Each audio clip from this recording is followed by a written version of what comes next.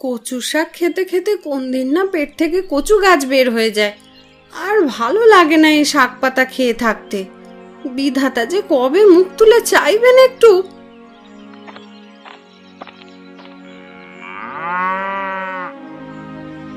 ধৈর্য ধরো গিন্নি। কথায় আছে সবুরে মেওয়া ফলে। বিধাতা সারা জীবন তো আর আমাদের দুঃখ রাখবেন না। একদিন না একদিন ঠিক সুখের মুখ দেখব আমরা। আর কবে দেখবো জানি না, আদেও সে পর্যন্ত বেঁচে থাকবো কিনা কে জানে। অবশ্যই বেঁচে থাকবে। বিধাতা চাইলে সব সম্ভব। আমাদের দুঃখ কি আর আজীবন থাকবে নাকি? কথায় আছে দুঃখের পরেই নাকি সুখের মুখ দেখা যায়। জীবনে যদি দুঃখ না থাকে তবে সুখের মূল্য মানুষ বুঝবে কি করে বলো তো? তাই বলে এত দুঃখ? আমি যে আর পারছি না গো। এদিকে মেয়েটা বড় হচ্ছে, সামনে বর্ষার মৌসুমে গায়ে উৎসব লাগছে। যারা দুবেলা ঠিকমতো খেতে পারে না তাদের জন্য নতুন শাড়ি পরা তো বিলাসিতা মাত্র। তার উপর বর্ষার মৌসুম চলে এসেছে। এখন তো আর এই গরুর গাড়ি নিয়ে গায়ের রাস্তায় চলা যাবে না। খরার মৌসুমে যাও টুকিটাকি ভাড়ায় যেত, কিন্তু এই বর্ষার মৌসুমে যাবে কি করে? গায়ের রাস্তায় কাদায় ভরে আছে, আর বৃষ্টি বাদলায় গরুগুলো তো চলতে ভয় পায়। কি যে করব আমার মাথায় আর কোনো কিচ্ছু ঢুকছে না। মাঠে ঘাটে কাজ নেব যে সেই উপায়ও নেই। বর্ষার জন্য মাঠ ঘাটের কাজও সব বন্ধ হয়ে আছে। তাহলে এখন কি করবে? আমি যাই দেখি, গরুর গাড়িটা নিয়ে বের হই, যদি কোনো ভাড়া পাই।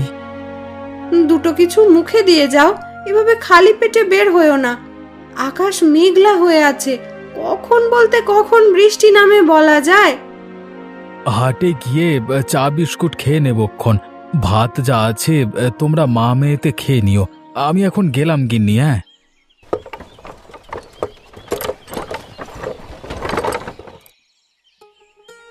কই গো, তোমার হলো? সেই কখন থেকে স্নান সেরে ঘরে বসে আছো? এতক্ষণ লাগে বুঝি তৈরি হতে?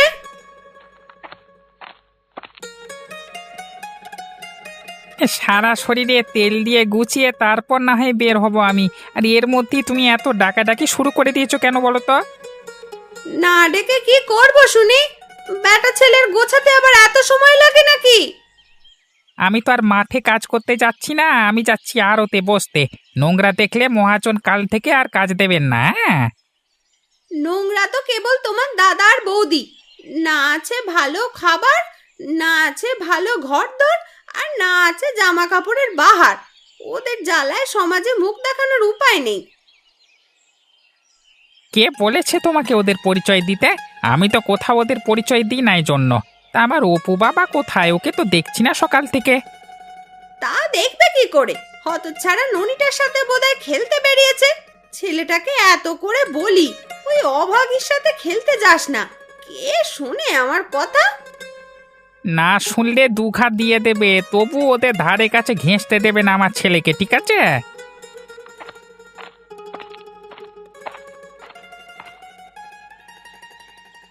ও মা, কাকিমা, আজ দেখছি অনেক পদের রান্না করেছো। আজকে তোমাদের বাড়িতে কেউ আসবে নাকি গো?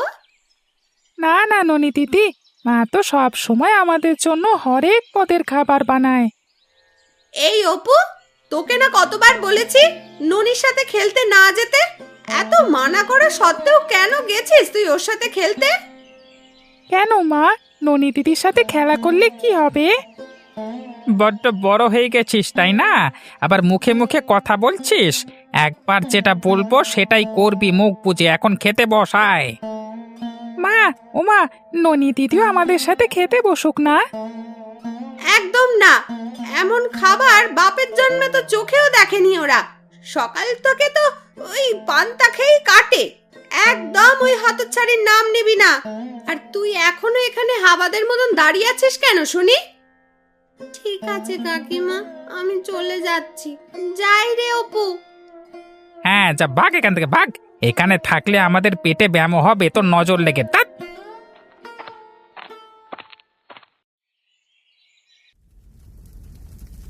মেয়েটা সেই সকালে অপুকে নিয়ে খেলতে বের হয়েছে, এখনো বাড়িতে এলো না।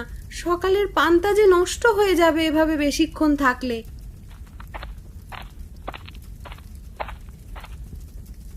এই যে মহারানী, এতক্ষণে তোর আসার সময় হলো।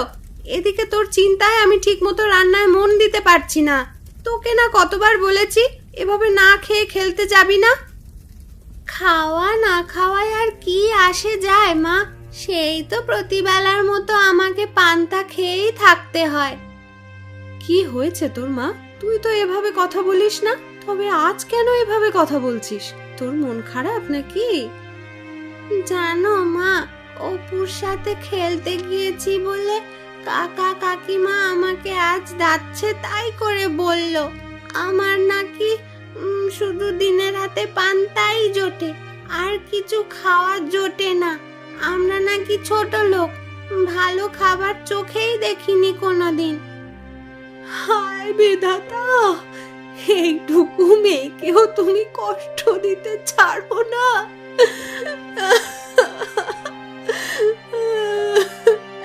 তোকে না কতবার করে বলেছি মায়ার ঘরের আশেপাশেও যাবি না। তুই কেন বারবার যাস মা? আমি তো কেবল অপুর সাথে খেলা করতে যাই মা। অপু আমায় বড্ড ভালোবাসে, আর অপু তো আমার ভাই। আমার সাথে খেলবে না তো কার সাথে খেলবে বলো? তুই এখনো অনেক ছোট রে মা, ওদের অহংকার তুই বুঝতে পারবি না। আমরা গরিব বলে ওরা আমাদের দেখতে পারে না দু চোখে। তুই আর ওদের ধারের কাছে যাস না মা। আমি তো ওদের বাড়িতে খাবার খেতেই যাই না মা, আমি শুধু যাই একটু খেলা করতে। আর আমাদের এক উঠোনে বাড়ি, একসাথে উঠোনে বসে খেলা করলে কি হয়?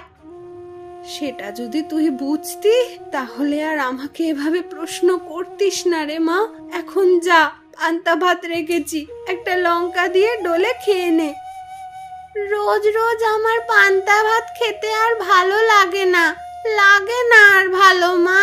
কবে তুমি কাকু কাকিমার মতন ভালো ভালো রান্না করবে আর আমাকে ভালো রান্না করে খাওয়াবে? করবো রে মা, করবো। বিধাতা একদিন আমাদের সব দেবে, তখন দেখিস তোকে রোজ রোজ ভালো মন্দ রান্না করে খাওয়াবো। এখন যা মা, খেয়ে নে। ঠিক আছে মা। আজকে কি হাটে কোনো লোক আসেনি নাকি? দুপুর গড়িয়ে বিকেল হতে চললো, কেউ তো এলো না গরুর গাড়ি করে বাড়ি ফেরবার জন্য।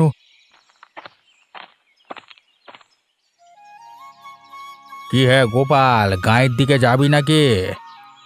আগে আপনি আমার উপর সদয় হলে অবশ্যই যাব। আজকে তো হাটে তেমন লোক দেখছি না। আকাশের ভাব ভালো না বলে লোকজন তেমন হাটে আসেনি বোধ হয়। লোকজন হাটে এলেও তোর এই ভাঙা চোরা গরুর গাড়িতে উঠতে চায় না কেউ। সারা রাস্তা গাড়ির ঝাঁকুনিতে কোমরের হাড়গড় সব ভাঙবে। কি যে বলেন না বাবু, আজকে কত বছর হয়ে গেল এই গরুর গাড়ি দিয়েই তো গায়ের লোকজনকে হাটে নিয়ে আসা যাওয়া করছি। তোদের মতো ছোট লোক আর করবেই বা কি শুনি? তোর ছোট ভাইটাকে দেখ, কিছু শেখা উচিত তোর। ছেলেটা অল্প দিনে চৌধুরী বাবুর আড়তে লেখালেখির কাজ করে ভালো কামাচ্ছে, আর তুই কিনা এখন এই গরুর গাড়ি ঠেলছিস। কি করব বাবু বলুন তো? আসলে আমি কাজ করি আমাদের সংসারটা চালিয়েছি, সেই সাথে ছোট ভাইটাকে দু কলম লেখাপড়া শিখিয়েছি। এখন বড় হয়ে যে সব এভাবে ভুলে যাবে তা কে জানতো। তোদের এই ভিকিরি জাতটাই এমন, উপকার করলে কখনো উপকার মনে রাখতে চায় না, এই জন্য কেউ তোদের দেখতে পারে না। আকাশের অবস্থা বেশি ভালো ঠেকছে না বাবু, মনে হচ্ছে খুব জোর বৃষ্টি নামবে। আপনি বাড়ি যাবেন বাবু? হ্যাঁ রে, আমি বাড়ি যাব। এখন আমার বাড়ির সামনে গাড়ি নিয়ে চল দেখি। আর কয়েকটা মিনিট দাঁড়িয়ে দেখি আরও দু একজন পাই কিনা। আপনাকে একা নিয়ে গেলে যে আমার পর্তা পড়বে না। দেখেছিস, তোদের এই ছোট লোকদের নিয়ে হলো এক জ্বালা। তোদেরকে খেতে দিলে তোরা শুতে চাস।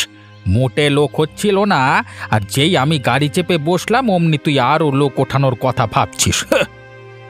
কিন্তু বাবু, আপনাকে একা নিয়ে গেলে যে আমার ভাড়া পোষাবে না বাবু। তোর ভাড়া নিকুচি করেছে, তাড়াতাড়ি বৃষ্টি আসবার আগে আমাকে বাড়িতে নামিয়ে দিয়ে আই দেখি, নইলে এই বৃষ্টি এলে কিন্তু কাদা জলের মধ্য দিয়ে ঘাড় ধরে নিয়ে যাব, আর 1 টাকা ভাড়া দেবো না, ঠিক আছে? ঠিক আছে, ঠিক আছে বাবু, চলুন তবে নিয়ে যাই।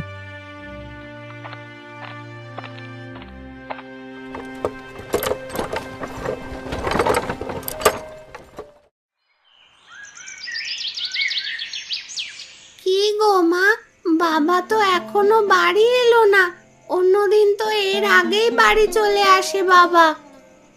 আমিও তো সেটাই ভাবছি রে মা, আজ বোধহয় তোর বাবা দূরে কোথাও ভাড়ায় গেছে। কিন্তু আকাশের যে অবস্থা দেখছি, মনে হচ্ছে এক্ষুনি ধুম করে বৃষ্টি নামবে। আকাশ তো সেই বিকেল থেকেই থম মেরে আছে, মনে হচ্ছে এই বুঝি বৃষ্টি নামলো, কিন্তু বৃষ্টি তো আর হলো না। রাত তো অনেক হয়ে গেল রে মা, তুই বরং খেয়ে ঘরে গিয়ে শুয়ে পড়। তোর বাবা এলে আমি আর তোর বাবা খেয়ে নেব। তোমাদের রেখে আমি খেয়ে নেব? হ্যাঁ রে মা, সকাল হলেই তো আবার উঠে পাঠশালায় যেতে হবে তোকে, তাই বেশি দেরি করে লাভ নেই। তাড়াতাড়ি খেয়ে ঘরে গিয়ে ঘুমিয়ে পড়। ঠিক আছে মা।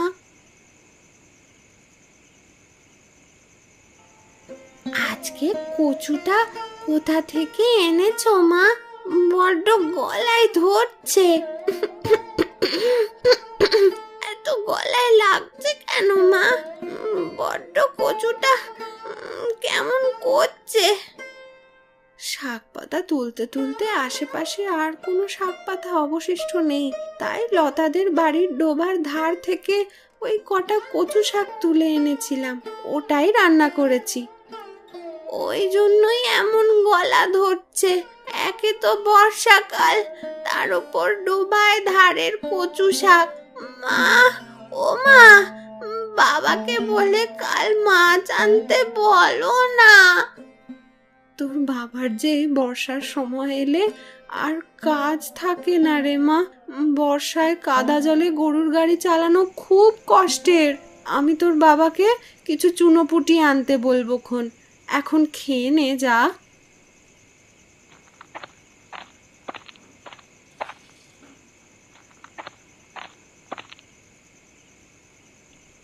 আরে ও গিন্নি, গরুর ঘরে কটা ঘাস কেটে দিয়ে এসেছিলে কি? আমি তো অন্ধকারই গরু বেঁধে রেখে এসেছি। সে তোমায় বলতে হবে না, আমি ঘাস রেখে এসেছি। এখন ঘাস আনতে গেলেও মানুষের কথা শুনতে হয়। কেন, কে আবার কথা শোনালো তোমাকে? কে আবার? বিমলা পিসির মুখের জ্বালায় কোথাও যাবার উপায় আছে নাকি? যেখানেই যাই ডাক দেয়। এখন তাড়াতাড়ি এসো, খেয়ে নাও দুটো, সারাদিন পেটে কিছু পড়েনি। ননিবালা কি ঘুমিয়ে পড়েছে? হ্যাঁ গো, মেয়েটা আমার মাছের বায়না করতে করতে ঘুমিয়ে পড়েছে। তুমি কাল কটা চুনোপুটি এনে নিয়ে এসো না গো। সকালে মায়া ওকে যাচ্ছে তাই করে ঘরের সামনে বিদেয় করে দিয়েছে। আমরা গরিব হয়েছি বলে কি আমাদের এতই চক্ষুশূল লাগে মানুষের কাছে? আমার ওইটুকু মেয়ে কি এসবের কিছু বোঝে? কবে যে বিধাতা মুখ তুলে চাইবেন আমাদের দিকে? সারাদিন অনেক ধকল গেছে, আগে দুটো খেয়ে নাও, তারপর না হয় বসে দুটো কথা বলবে খন। হ্যাঁ, আমারও বড্ড খিদে পেয়েছে।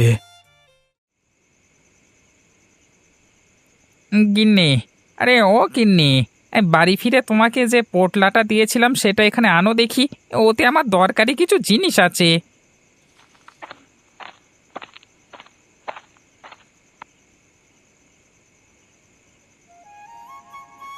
কি আছে গো ওই পোটলাতে?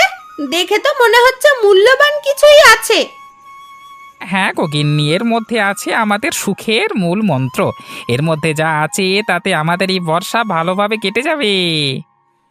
কি আছে সেটা তো দেখাবে আমায়।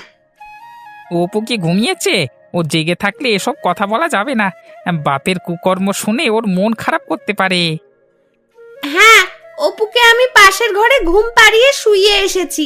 এখন বলো দেখি ওই পোটলাতে কি রেখেছ? ওমা, এই টাকা তুমি কোথায় পেলে? তোমার বেতন তো মাত্র 20 টাকা, কিন্তু দেখে তো মনে হচ্ছে এখানে 80 টাকার বেশি আছে। হ্যাঁ গো গিন্নি, তুমি একদমই ঠিক ধরেছো। এখানে গুনে গুনে পুরো 90 টাকা আছে। এই টাকা দিয়ে এবারে বর্ষায় উৎসবের দিন না শুধু, হ্যাঁ, পুরো বর্ষা জুড়েই ইলিশ খাবো আমরা। কিন্তু এত টাকা তুমি পেলে কোথায় শুনি? কেউ জানতে পারলে আবার কোনো বিপদ হবে না তো? আরে না গিন্নি, আড়তের সব টুকিটাকি হিসেব তো আমি করি। সেই সুবাদে আজকে কদিন একটু একটু করে মানে সরিয়ে আজকে বাড়ি নিয়ে এসেছি। কিন্তু মহাজন যদি জানতে বা বুঝতে পারে, তাহলে তো পঞ্চায়েত মোড়লের কাছে বিচার দেবে আমাদের নামে। সে এত কিছুর হিসেব রাখে না, আর যদিও কখনো জিজ্ঞেস করে তবে ভুলভাল কিছু একটা বুঝিয়ে দিলেই চলবে।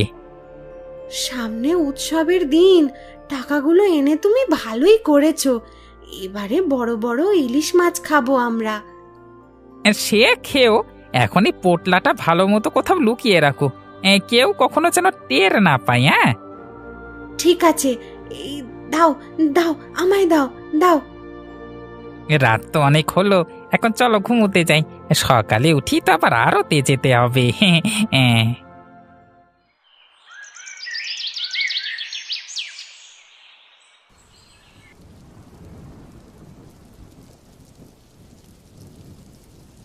কি গো, কি এত ভাবছো সেই থেকে? ভাবছি এই বৃষ্টিতে গরুর গাড়ি নিয়ে বের হব কি করে, আর বের হলেও মনে তো হচ্ছে না কোনো ভাড়া পাবো। ভাড়া তো দূরের কথা, এই বৃষ্টিতে কেউ বাড়ির বাইরে বের হয় নাকি কে জানে। আর তাছাড়া গায়ের ওই কাদা জলের রাস্তায় গাড়ি তো এগুলো এগোতে চায় না।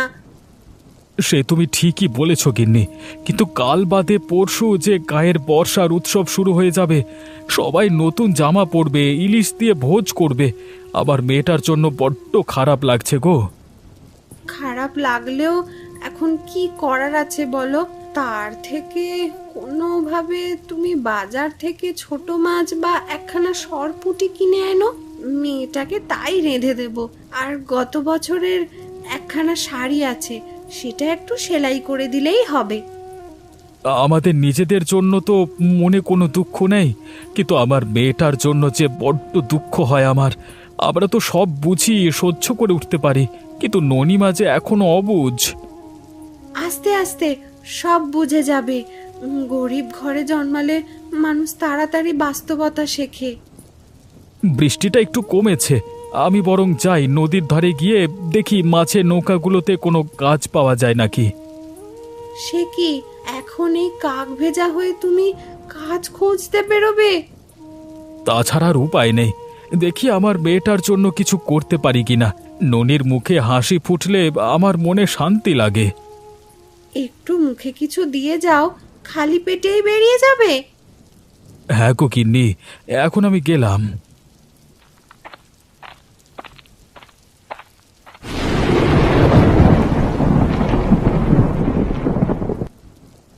আজ বাদে কাল গ্রামের সবার ঘরে ঘরে উৎসব শুরু হবে, কিন্তু তার আগে কি বর্ষা শুরু হলো।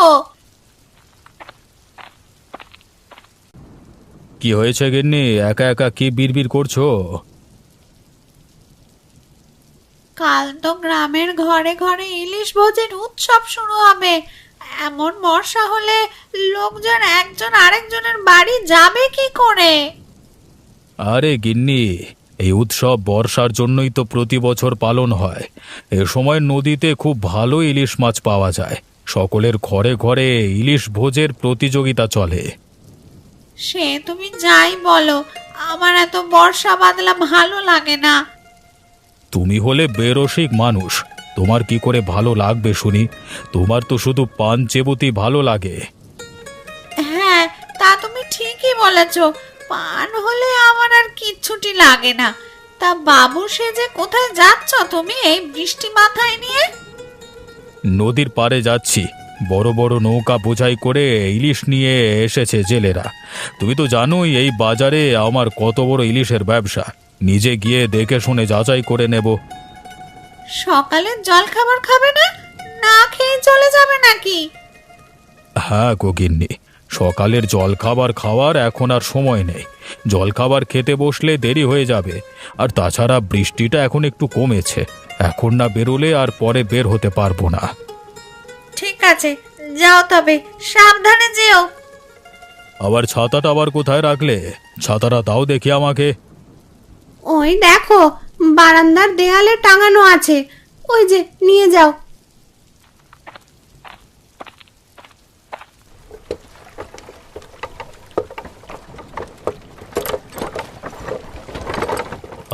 অনেক কষ্টে একটা ঠেলা গাড়ি জোগাড় করেছি। এই বর্ষার সময় এলে আমার কিচ্ছুটি পাওয়া যায় না। ধর, ওই যে কাদা হয়েছে, আমি এই রাস্তায় উঠবো কি করে? একটু পা পিছলে গেলি তো সোজা নদীতে। আমি যে সাঁতারও জানি না। না না, দাঁড়িয়ে না থেকে যাই, উঠবার চেষ্টা করি একটু আস্তে আস্তে। পড়ে গেলেও ওই বড় ইলিশ মাছ ছাড়ছি না ভাই। বাঁচাও! কে কোথায় আছো? বাঁচাও!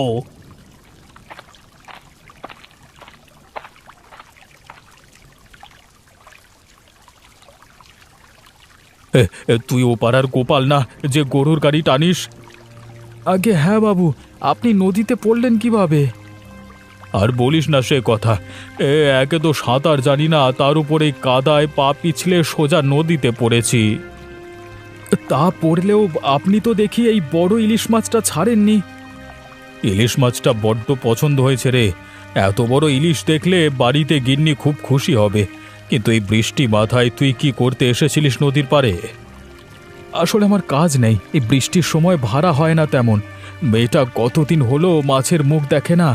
কালকে তো গ্রামে ঘরে ঘরে ইলিশ ভোজের উৎসব, তাই ভাবলাম যদি কোনো কাজ করে কিছু টাকা পাই তবে মেয়েটার জন্য একটা ছোট দেখে ইলিশ আর একটা শাড়ি কিনে নিয়ে যাব। ওহো, এই ব্যাপার। আমার জীবন যে বাঁচিয়েছে সে কখনো দুঃখে থাকতে পারে না। এই নে, এই বড় ইলিশটা নিয়ে যা, আর আমি তোকে কিছু টাকা দিচ্ছি। মেয়ে আর গিন্নির জন্য শাড়ি নিয়ে যা। সে কি বাবু, আপনি না বললেন এটা গিন্নিমার জন্য বাড়ি নিয়ে যাবেন? ওরে, আমি যে বেঁচে সশরীরে বাড়ি যাচ্ছি এটাই তোর গিন্নিমার জন্য অনেক। আর শোন, কাল থেকে তুই আমার কাছে কাজ করবি। তোর গাড়িতে করে মাছ হাটে নিয়ে যাব নদীর পাড় থেকে। তাহলে তো খুব ভালো হবে বাবু, আপনাকে যে কি বলে ধন্যবাদ দেব আমি। আমাকে ধন্যবাদ দিতে হবে না, ধন্যবাদ তো তোকে দিতে চাই আমি। তুই আমার জন্য আজকে নিজের জীবন বাজি রেখেছিস। তোর জন্য যা করব সেটাই কম হয়ে যাবে। এখন যা, মাছটা নিয়ে মেয়েকে খাওয়া আর শাড়ি কিনে নিয়ে যা।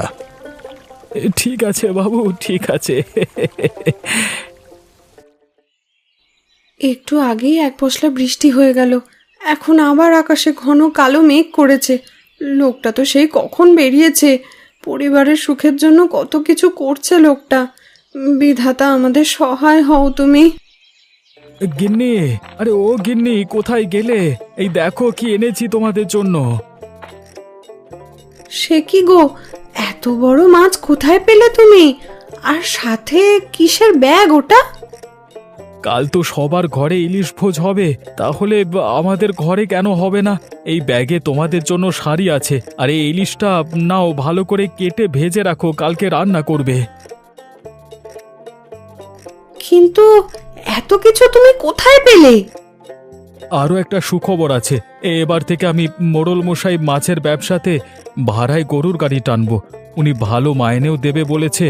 তার টাকাতেই তোমাদের শাড়ি আনলাম, আর তিনি নিজে আমাকে মাছটা দিল।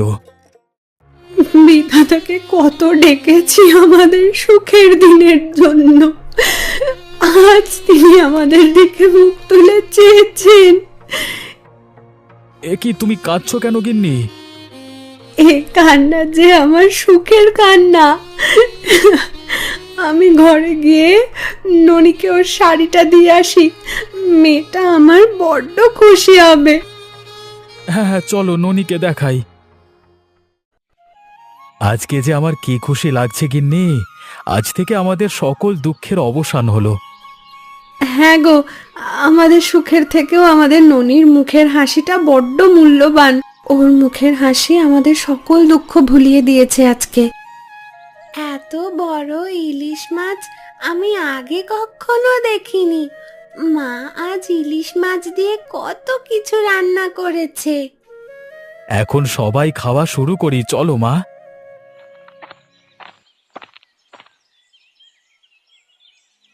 আমাদের সাহায্য করো দাদা, আমাদের যে সব শেষ হয়ে গেল। সে কি রে, কি হয়েছে তোদের ভাই? হ্যাঁ, আপনার ভাই বেশি লোভ করতে গিয়ে আড়ত থেকে টাকা চুরি করেছিল, সেই জন্য জরিমানা তো দিতে হয়েছেই, সেই সাথে চাকরিটাও গেছে। এখন আমরা আজকে ইলিশ ভোজ করতে পারবো না কাকা বাবু। কে বলেছে তোরা ইলিশ দিয়ে ভোজ করতে পারবি না? আজ এই গরিবের বাড়িতেই সকলে একসাথে বসে বড় ইলিশ দিয়ে ভোজ করব আমরা। আমাদের তোমরা ক্ষমা করে দাও, আজকে বুঝেছি কখনো কাউকে অবহেলা করতে নেই, বিপদের দিনে যে কেউ কাজে লাগতে পারে। আর বাইরে দাঁড়িয়ে ভিজিস না, ঘরে আয় সকলে। এই বৃষ্টির দিনে এই গরিবের বড় ইলিশ দিয়ে ভোজ করি।